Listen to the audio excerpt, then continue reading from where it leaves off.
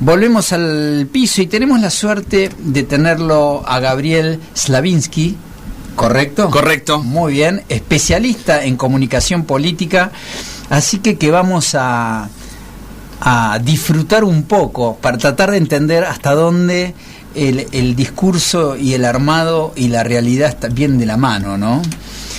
Correcto. Qué peligroso tener un asistente de comunicación, ¿no? Porque, primer pregunta, un político termina dependiendo de un asesor en comunicación política. Tomemos el ejemplo de Durán Barba, por decirte, ¿no? Y el gobierno. Un ejemplo tranquilo, arrancaste. Un ejemplo sereno, ¿no? ¿Cómo es eso? Qué difícil la pregunta, ¿no? Termina dependiendo el político del consultor, me preguntas. Exactamente. Bueno, yo debería decirte que no, que el político no depende del consultor. Yo siempre digo que hay momentos en el que el político toma decisiones previas a lo que pueda pensar el consultor, ¿no? Que puede ser que el consultor le recomiende ciertas cuestiones a partir de su trabajo profesional, su diagnóstico, que pueda entender a la ciudadanía por su experiencia. Luego el político tiene que tomar decisiones. Y hay una pata muy importante, a mi criterio, que es la intuición política. Que eso el consultor a veces la tiene también, la intuición de consultor. Pero ¿qué opinás vos? Ahí me pones cara. No, yo creo que obviamente hay... Si uno se pone a ver los presidentes que han circulado por acá para jugar un poco con ellos y ve la personalidad de un Menem, la personalidad de una Cristina Kirchner y la personalidad de un De la Rúa, o la personalidad de Macri, son personajes verdaderamente distintos. A mí me da la sensación que si uno lo toma Macri, se imagina un ingeniero racional, un tipo que escucha, que procesa, que gestiona, tal vez que no tiene o hay una suerte de mirada sobre la sensibilidad o cómo hacen los presidentes para poder conectarse con las situaciones del conurbano profundo, por decirlo de alguna forma, que ahí es donde debería aparecer esa sensibilidad, ¿no? Pero son personajes todos bastante distintos. Ahora, en el gobierno... ¿Pero cómo fue la evolución? Veníamos de un proceso menemista, nos fuimos bueno, muy un para Alfonsín, pero un Alfonsín, empezamos en Alfonsín, empezamos en Alfonsín. Yo creo que hay un recorrido que los presidentes hacen para llegar a ser presidentes, en donde se van generando una piel política. Correcto. Y una piel sensible que los lleva a ser de una forma determinada. En comunicación decimos que el paradigma de la comunicación empezó a primar por sobre la política desde el 83 a esta parte, donde Alfonsín, un líder fuerte, con discurso fuerte, con gran oratoria, luego termina debilitado, por supuesto, por cuestiones económicas, lo sabemos todos, pero ahí hubo influencia más publicitaria en la campaña, luego discursiva. Él era un orador de esos que pocas veces tendremos. Claramente hay otros ejemplos, no es el único, pero destacaba por eso. Fuimos al proceso de Carlos Saúl I. ¿Y qué pasó con Carlos Saúl I? Teníamos un presidente absolutamente histriónico, que hablaba muy bien, disfrutaba del poder. Vos te sentabas enfrente y te convencías seguro. Sí. No tenía una capacidad. Muchas personas dicen lo mismo, ¿no? Y además lo que hacía era dejar que el otro haga. Sí. Demasiado, a lo mejor. Puede ser. Porque yo creo que en el mundo de los políticos también es cierto que representan distintos niveles de intereses.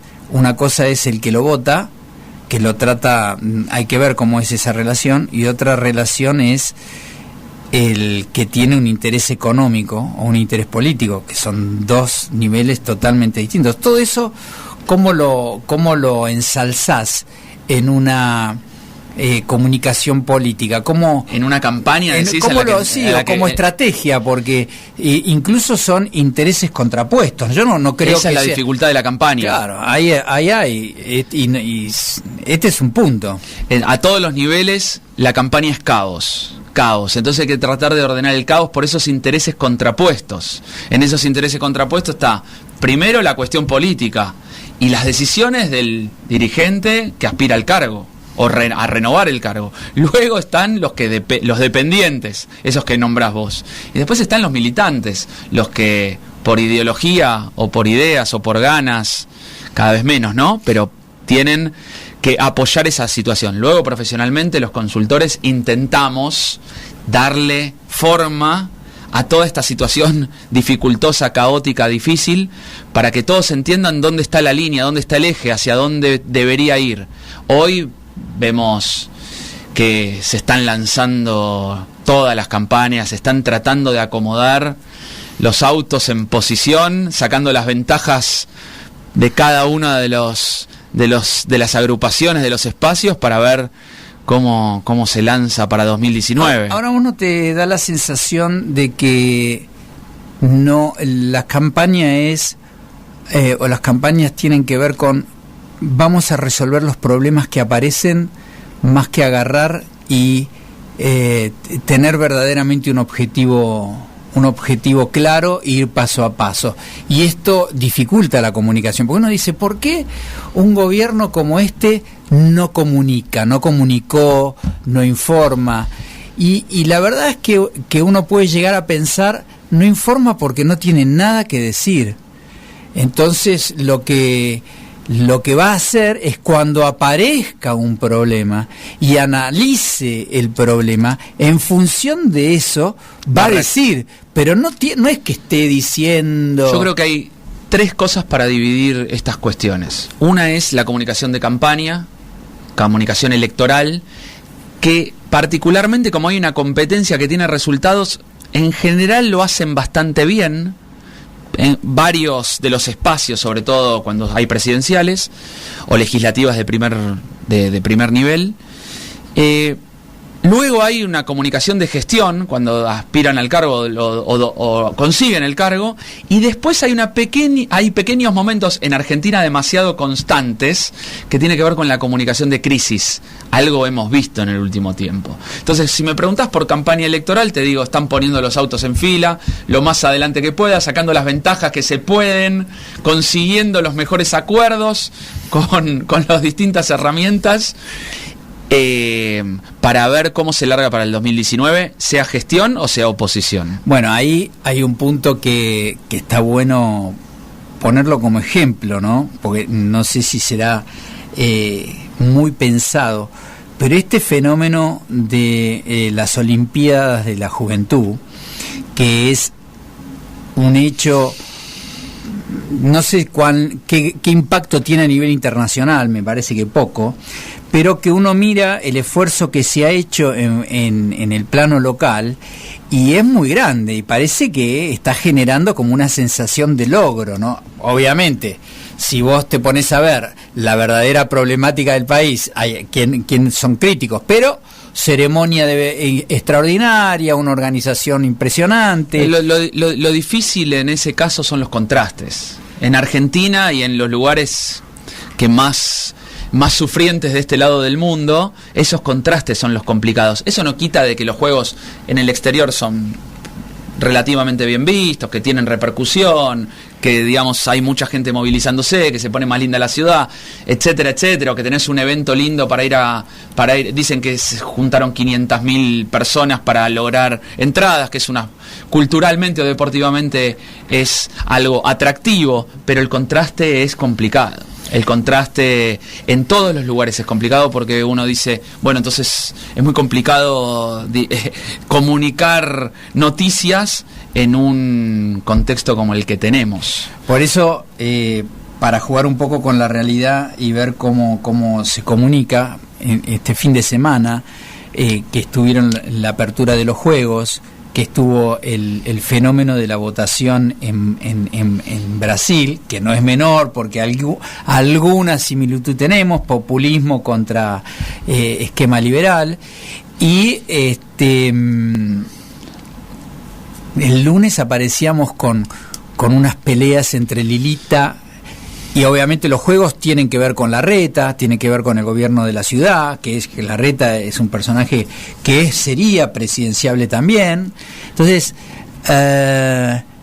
¿cómo hace? Y hoy la largada de seamos optimistas, que es el mundo Peña, digamos, Durán Barba ahí, seamos optimistas, y hay un duelo de comunicadores acá. Me sale el psicólogo de adentro. Son demasiados mundos para un solo país. Son demasiados mundos, son demasiadas cuestiones, muchas cosas. No sé ni por dónde empezar, pero si empiezo por Lilita, es su esencia, ¿no? Es como la anécdota del alacrán con el sapo que se sube al lomo para cruzar el río y lo pica y se mueren los dos. Y dice, ¿pero por qué me picaste si morimos los dos? Dice, porque está en mi naturaleza. Y bueno, y la naturaleza de Carrió, en ese sentido, es llamar la atención, basarse ya desde 2003, contrato moral, más allá de la votación, tuvo el 1,5% de los votos, después el 58%, pero ella es denunciadora serial, para bien y para mal. Tiene cosas positivas esa cuestión y cosas negativas. Primero logra gran repercusión, no hay duda. Decirle, dejé de confiar en el presidente, tenés 2 meses, elegí una línea o la otra, no es pero menor. ¿Cuál sería la recomendación? No, por favor, no me pidas eso. Desde el plano de comunicación. ¿Cómo hacemos? ¿Cómo hacemos para Yo voy a hacer recomendaciones generales. Dale. La recomendación general sería fuego amigo adentro, no para los medios, no para afuera. Cuestiones, comunicaciones rimbombantes trataríamos de evitar siendo gobierno. Trataríamos de mostrar calma, certidumbre, previsibilidad, tranquilidad.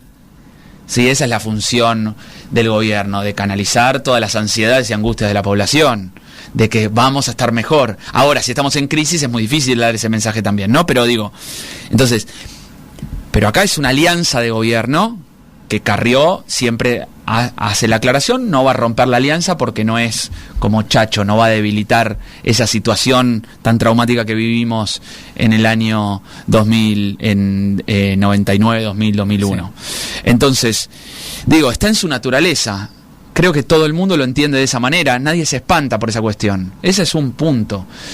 El otro punto es todo el contexto que tenemos de aumentos, inflación, disparo del dólar. ¿Cómo arrancó toda esa situación?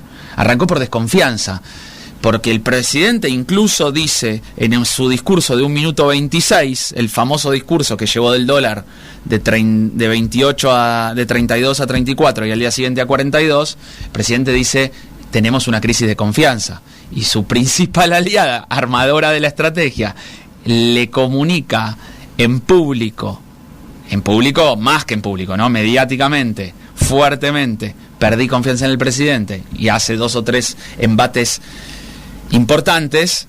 La verdad es que no sería una recomendación de mi parte para mantener una tranquilidad. Usar ciertas palabras como confianza, digamos. Claro, y aparte es una palabra que ahí se hace recurrente y complica. La verdad es que en ese sentido complica.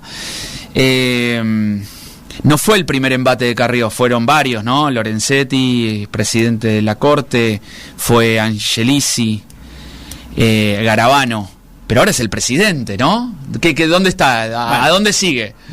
¿Dónde sigue el embate? Digamos que, ya tomando un dato, vos ves que el día viernes fue a declarar Paolo Roca, ¿no?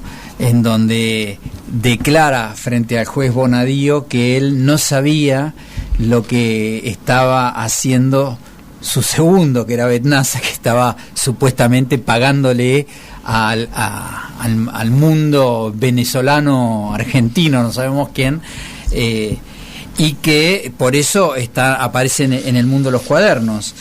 Y Bonadío le dice, qué bien, y lo suelta, o sea, lo toma como bueno lo que dice, y ahí se genera un fenómeno de crisis de confianza en el proceso de los cuadernos, porque imagínate que Odebrecht terminó preso, digamos, entonces acá parecería que esa profundidad no hay, y además en un momento en donde está soltando, con los cambios que hubo en el gobierno, a personajes como Caputo, que es bien del palo del presidente. O sea, hay toda una movida como que no está pudiendo manejar ciertas cosas y otras cosas se las están imponiendo. Entonces me imagino que en la interna debe haber un tema de confianza, y si no hay un problema de comunicación, porque esto está como mal comunicado, debería estar hablado, debería tener una explicación. A ver, yo veo un gobierno que intenta retomar el control de muchos aspectos, A nivel comunicación, yo creo que el gobierno en este sentido padece problemas cotidianos, pero no necesariamente cuestiones de comunicacionales, sino que la gestión nosotros decimos que la gestión y la comunicación son las dos caras de una misma moneda. Son las dos caras de una misma moneda. Sí. La moneda es la misma. Las dos caras son diferentes. Cuando uno da vuelta a la moneda, son diferentes. Pero es la misma cosa. La gestión comunica y la comunicación habla, gestiona, dice. Entonces, me parece, la comunicación hace también. Digo, después del discurso ese famoso de Macri con los disparos del dólar por la falta de confianza, quiere decir que esa comunicación hizo. Entonces veo un gobierno que intenta retomar el control en muchísimos aspectos. Y es un juego de tensiones, de muchas tensiones que se van como buscando a ver dónde está. Es como una olla de presión que están buscando a ver dónde se puede respirar un poco más tranquilamente y certeramente. Es un momento, yo creo que de crisis. Si tuviese que describirlo de una manera, sería de crisis, porque en las crisis tienen determinados protocolos de acción, y un protocolo de acción de crisis es mantener la calma, buscar dónde están las certidumbres, volver a la esencia. Creo que comunicacionalmente están volviendo a ese refugio que siempre les funcionó. Esto del mensaje positivo, de ir a gestionar cosas, a hacer cosas. Es ingeniero, muy de nosotros hacemos cosas. Una vez una amiga me dice que la madre le decía que va a votar a Macri porque es ingeniero. Porque los abogados la complican y los ingenieros la solucionan. La solucionan y hacen. Entonces le pareció un buen argumento de voto. No me pareció malo el esquema, pero ellos buscan el control en lo conocido. Buscan el control en lo conocido. Lo conocido es comunicación positiva, arriba, y gestión, obra pública, tratar de retomar el control de la situación.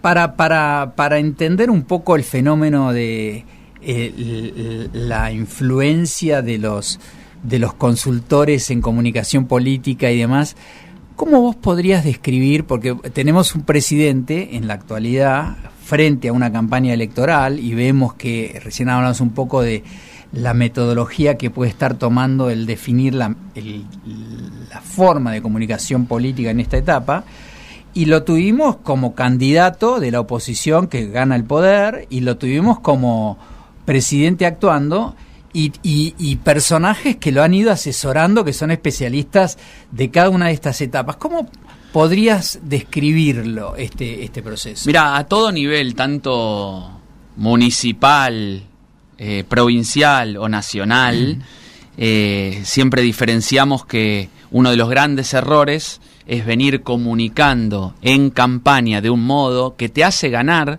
te deja victorioso, y al día siguiente hay que cambiar el chip totalmente y salir a buscar, en vez de votos, ciudadanos y apoyos. Eso se da naturalmente por el envión al comienzo, el apoyo, pero el formato de campaña permanente de comunicar gestión es totalmente diferente, y es un riesgo enorme que es como empezar una batalla de cero.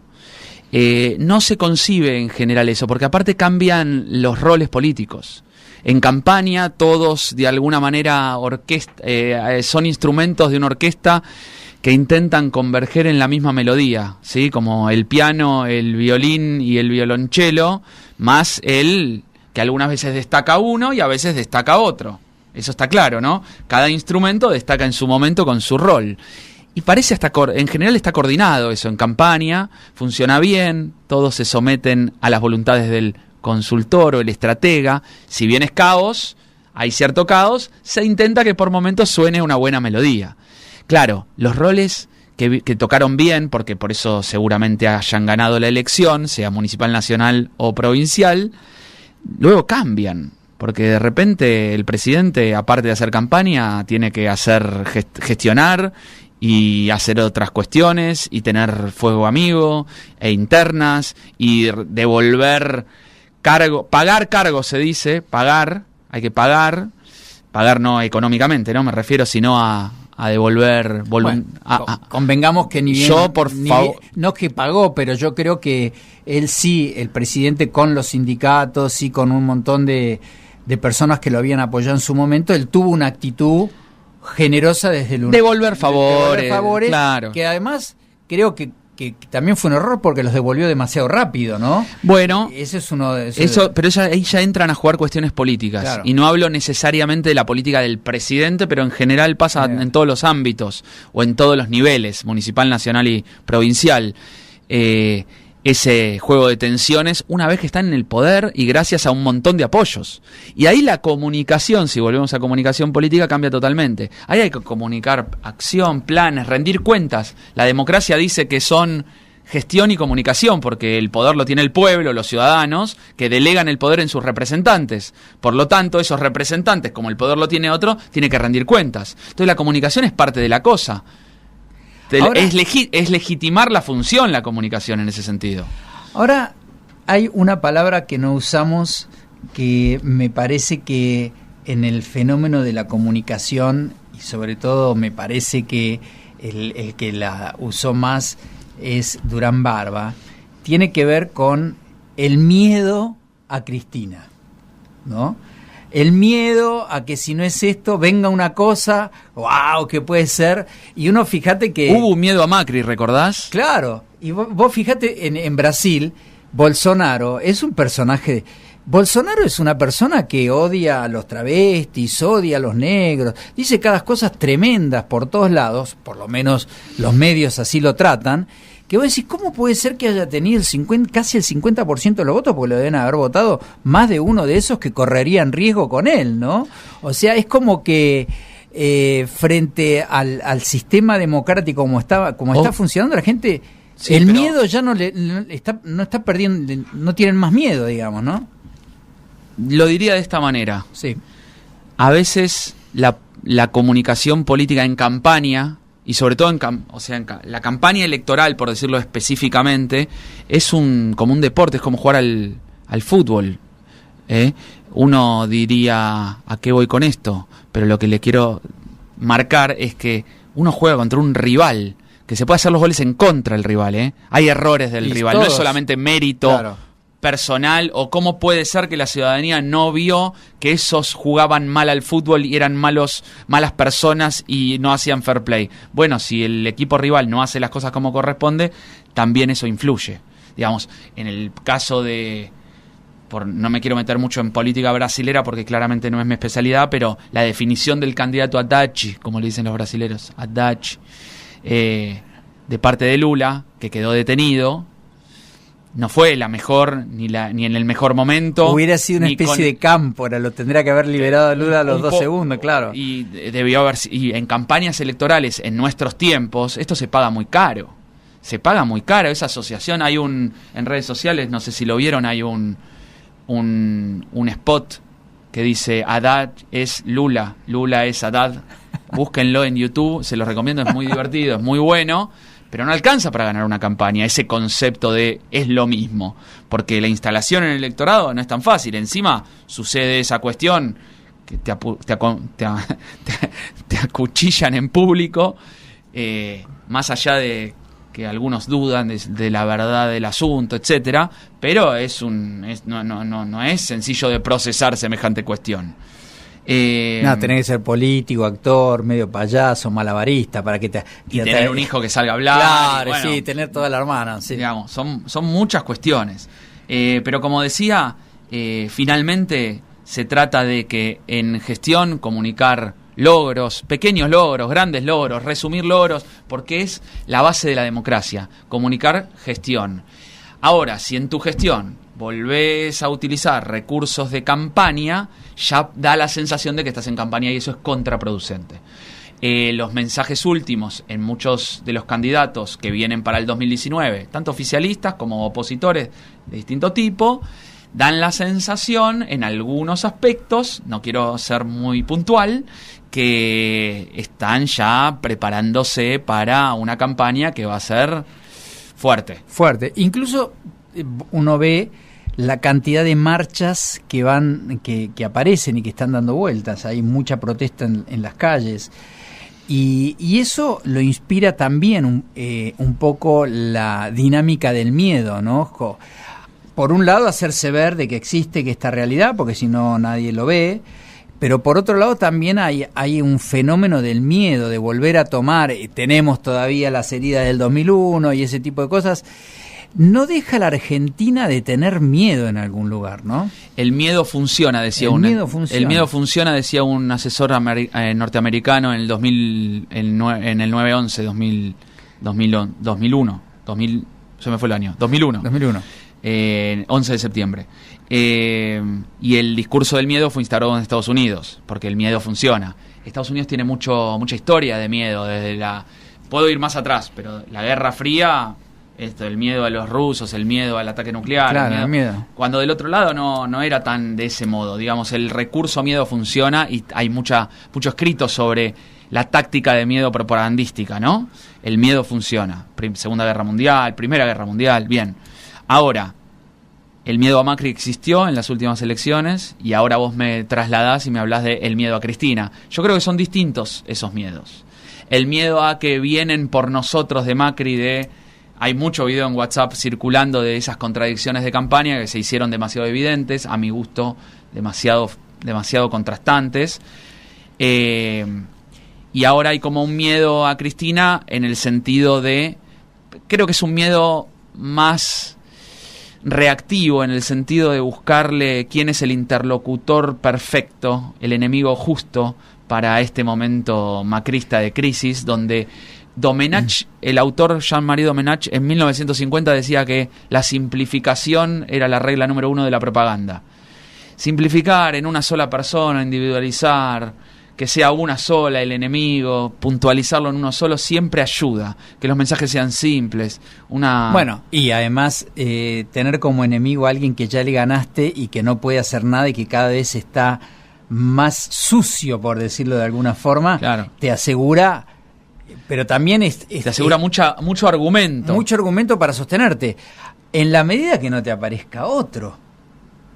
En la medida que no te aparezca otro. Parece que ya eligieron igual, ¿no? Da la sensación de que el gobierno, el oficialismo, le queda cómodo la figura del peronismo no unido, o con Cristina bajando una línea que hay determinados aspectos del peronismo en general que no pueden soportar, y lo mismo al revés, que no pueden soportar la Cámpora, Unidad Ciudadana, Frente para la Victoria, o algunos de los dirigentes que ellos dicen que tienen más que ver con el pasado que con el futuro. Pero eso es una lógica tradicional, un oficialismo que elige quién le conviene más y una oposición que intenta ordenarse dentro de sus propias grietas. Grieta no es una buena palabra en este momento, pero dentro de sus propias fisuras, mejor dicho. Es como que hay un periodo en donde vos decís, todos los políticos de acá para allá, chance baja, debería venir alguien muy de abajo. ¿Vos te imaginás un presidente del Caño, por ejemplo, una persona joven que salga de un lugar increíble como es el caso? Pero también es verdad de que hay personajes, que no digo del Caño porque no quiero personalizar en nadie, pero hay veces que la juventud en política no viene con que sea alguien de 30 años por afuera de la política. A veces es mejor que sea por adentro, que tenga 40, 45, que tenga cierta historia, porque gestionar no es algo sencillo, se sufre la gestión. Y eso hay muchos dirigentes que lo tienen claro, que intentaron darle lugar a personas no conocidas, me refiero a ambiente municipal, provincial, incluso nacional, pero de bajo perfil, que le intenta dar renovación a algún outsider de la política, y después la gestión se sufre y no es fácil de llevarla a cabo, porque finalmente para gestionar hay que ser en algún aspecto profesional de esto. Sí, además en el caso digo algo políticamente incorrecto en ese sentido, ¿no? Como que existe el profesional de la política, y no me refiero al que toma rédito ajeno. No, aparte muchas veces nosotros comparamos con Brasil y no tenemos nada que ver, absolutamente nada que ver, en términos de la estructura, de dónde están los ejes del poder, de cuál es la relación del ejército con el poder. Realmente son dos cosas totalmente distintas. Y nos llega el momento que nosotros ya estamos cerca de irnos, ¿no? Así que estamos con Gabriel Slavinsky y, bueno, foto de lo que te imaginás, cómo la ves. Creo que están armando, creo que ya se estamos está armando. Claramente en campaña, ¿verdad? Sí, Llegó sí. Macri a la campaña, Durán Barba se refuerza con creo, la campaña. Yo creo que hace un tiempo que estamos en campaña, que se va viendo la tendencia y la ciudadanía lo va vislumbrando. Antes hay armados, hay cuestiones políticas que resaltan, y bueno, y cuando viene la campaña resaltan esos personajes, y nosotros los consultores que buscamos darle que la esencia trascienda. ¿Y decimos. Lilita, qué puede llegar a aspirar Lilita ahora? Bueno, ella es una buena armadora, sabe. Constructora de Cambiemos. Constructora de Cambiemos, allá en la campaña anterior. Creo que tiene un rol protagónico, lo tiene. No podemos dejar de marcarlo. Y ahí está esa incertidumbre de que cuando uno es gobierno intenta no marcarlo, no elevar esa incertidumbre en la ciudadanía. Sin embargo, ella siempre redobla y siempre tiene algo más por buscar. Es su estilo, está en su naturaleza, no podemos negarlo en ese sentido. Bueno, Gabriel, te agradecemos muchísimo que hayas venido, te agradezco mucho que hayas venido y seguramente vamos a volver a hablar porque esto es muy interesante. Por favor, a disposición cuando quieran.